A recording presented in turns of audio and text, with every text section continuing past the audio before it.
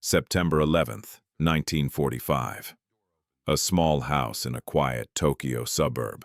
American soldiers surrounded the property, weapons raised.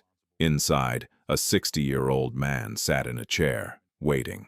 He had once commanded an empire. He had once given the order that dragged the United States into the deadliest war in human history. Now he was cornered, with nowhere left to run. As the soldiers closed in on the house, a single gunshot rang out from inside. They burst through the door, expecting to find him dead. Instead, they found him very much alive and bleeding. He had tried to take his own life, and he had failed. That failure would force him to live through 3 more years of imprisonment, a televised international trial, and, finally, a walk to the gallows that the entire world would read about. This is the story of Hideki Tojo, the man many called the architect of Pearl Harbor, and the strange, almost unbelievable details of how his life actually ended. Before we go any further, welcome to Ordinity. This channel exists to dig into the final hours and the last words of history's most notorious figures. The parts of these stories that most documentaries never have time to cover. If this kind of history interests you, hit subscribe right now. It costs nothing, it takes 1 second, and it's the single biggest thing that helps this channel keep going. Now let's get into exactly what happened to Hideki Tojo. In this video, you will find out how a quiet military officer from Tokyo rose to become the most powerful man in Japan. You will discover the bizarre and almost cinematic detail involving his own dentures that very few people know about. You will sit inside the Tokyo War Crimes Tribunal and hear what Tojo said when he was asked, point blank, who was responsible for the war. And at the very end, you will hear his actual final words, spoken just moments before the trapdoor opened beneath him. Hideki Tojo was born on December 30th, 1884, in Tokyo, the son of a general in the Imperial Japanese Army. From the moment he could walk, his entire world revolved around the military. He was raised in a household with little patience for politicians, for diplomacy, or for compromise. Only for discipline, hierarchy, and duty. He entered military school as a teenager and rose steadily through the ranks over the following decades, earning a reputation as a strict, humorless, by-the-book officer. Colleagues nicknamed him Razor, not because he was sharp-witted in conversation, but because he was famous for making decisions instantly and without hesitation, and for demanding absolute obedience from everyone beneath him. By the late 1930s, Tojo had become one of the most influential military figures in Japan. He was an open admirer of Adolf Hitler and pushed hard for closer ties between Japan, Germany, and Italy, ties that were formalized in September 1940 when the 3 nations signed the Tripartite Pact, binding the Axis powers together. In July 1940, he was appointed Japan's Minister for War. From that position, he openly viewed the United States as a weak, complacent nation, one he believed lacked the discipline or the will to fight a prolonged war in the Pacific. That assumption would turn out to be one of the most catastrophic miscalculations of the 20th century. In October 1941, Tojo became Prime Minister of Japan. Within less than 2 months in office, he had personally ordered the attack on Pearl Harbor, although the planning for that attack had actually begun months before he ever took power. On December 7, 1941, Japanese aircraft struck the American naval base in Hawaii without warning, killing over 2,400 people in a matter of hours and pulling the United States directly into the Second World War.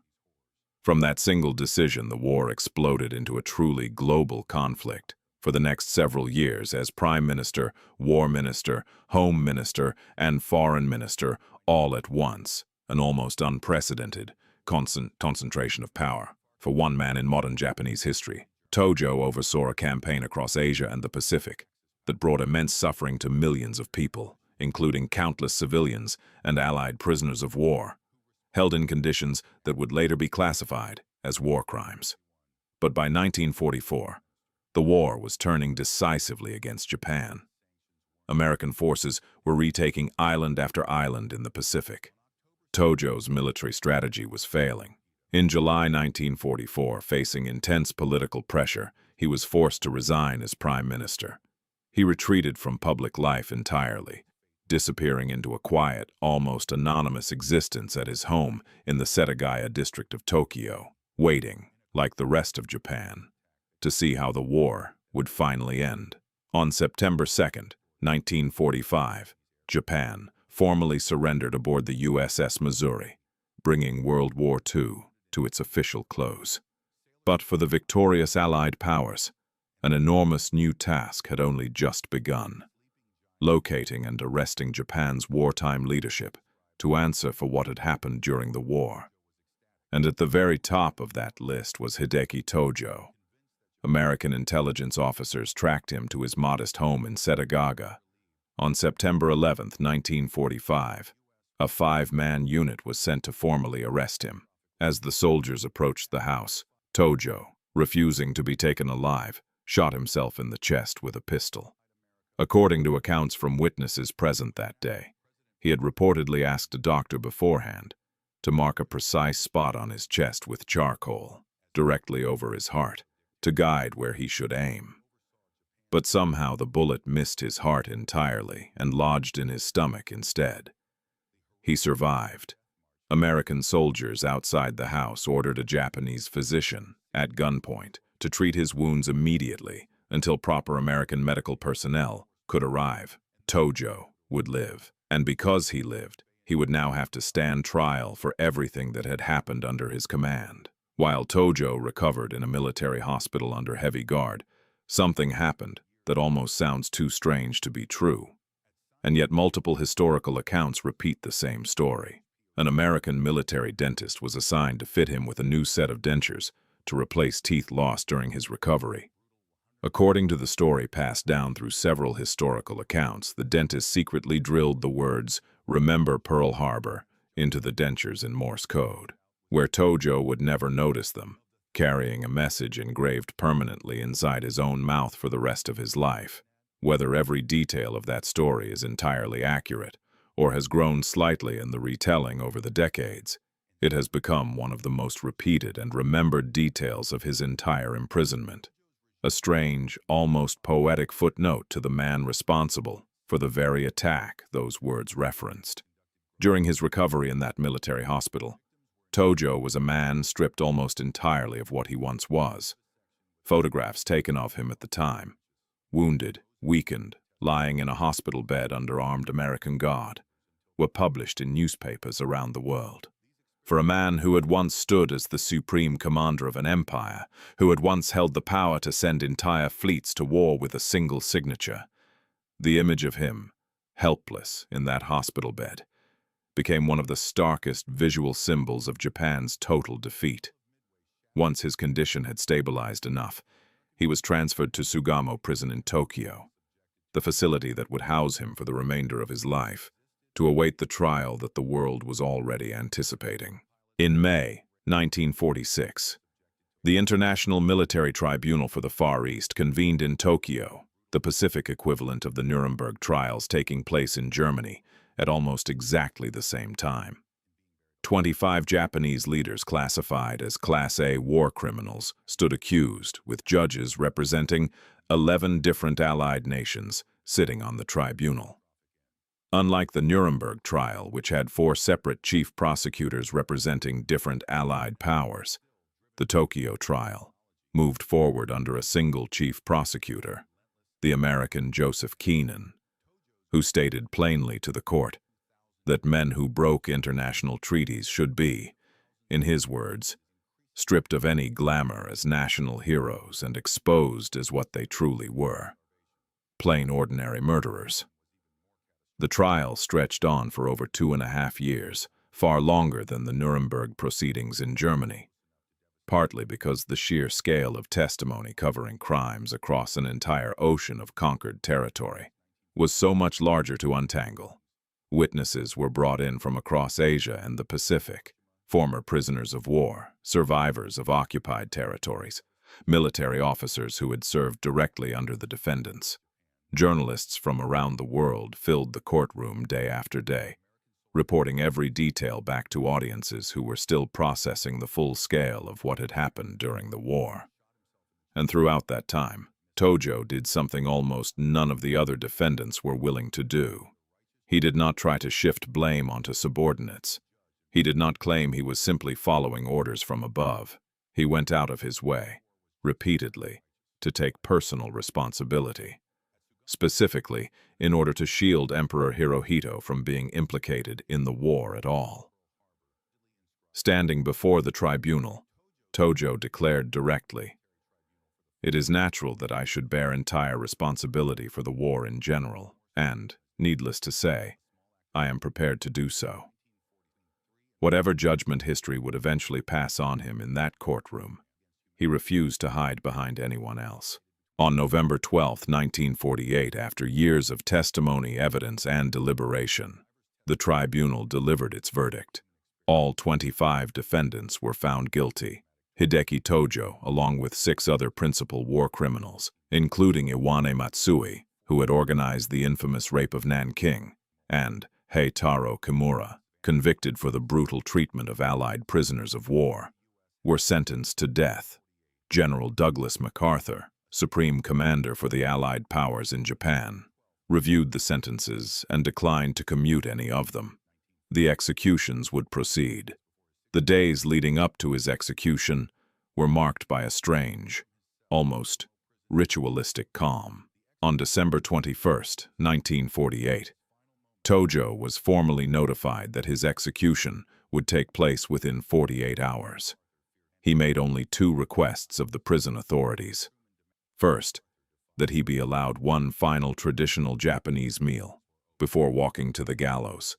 Second, that he be permitted to say goodbye to Hanayama Nobukatsu, the Buddhist chaplain who had spent months providing him spiritual guidance during his imprisonment. Both requests were granted. In his final days, those close to him noted that his weight had dropped dramatically, the weight of knowing exactly how many hours remained. At 11:30 p.m. on December 22, 1948, Tojo was woken from his sleep and led to the chamber adjoining the execution room at Sugamo Prison, alongside 6 other condemned men. Just after midnight in the very first minutes of December 23, 1948, 1 week before what would have been his 64th birthday, Hideki Tojo was led to the gallows.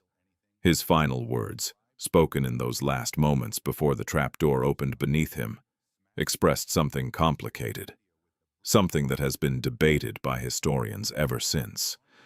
He spoke words of regret for the suffering endured by the Japanese people because of the war, but he did not waver from his core belief, repeated until his final breath, that he had acted in what he genuinely understood to be Japan's best interest.